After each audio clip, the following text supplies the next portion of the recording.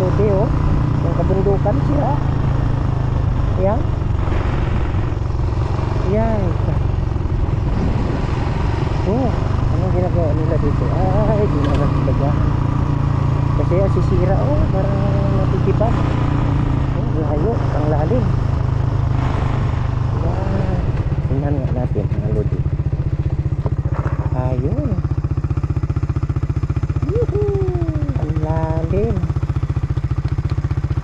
So, nasira na tong ganda ng kabundukan mga lodi. Dati nung dumadaan ako dito ay ano ito, green na green. Halos ano na, sa sobrang init. So dinaragdagan nila ng parang depensa para hindi bar down itong tabi ng bundok ng daan. So malalim na, talagang bangin na. Okay, shout out sabi lahat mga lodi. Naku po, andito ako ngayon sa tabi ng kabundukan na itong daang kalikasan mga lodi. Ayan, kita itong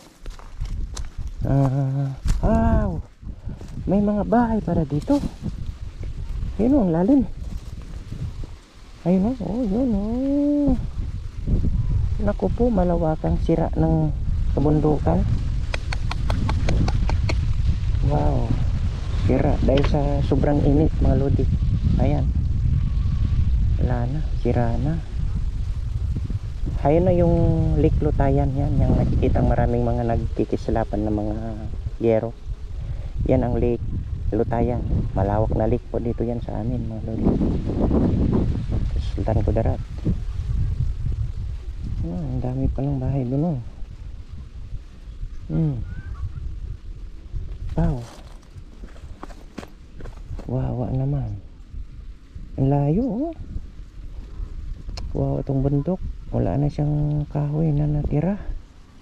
Ayun, oh, kita yung mga nasunog na kugon. Yan, mga kahoy ito, mga saging namamatay.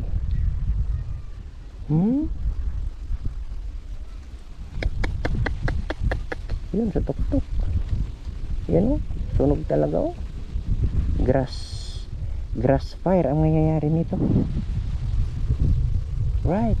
Ayan, ganda. Ay, tirik na tirik ang araw mga lodi.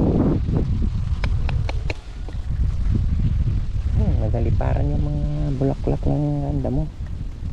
Ayan, grabe. Oh, sana uulan na po ay hindi na masira ang tuloy itong kabundukan. Oh, tara. Ayan, dito tayo. Right, ayan. Nandito na ako ngayon sa tuktok ng kabundukan mga lodi. Alright, shout out sa ating lahat. Ride safe.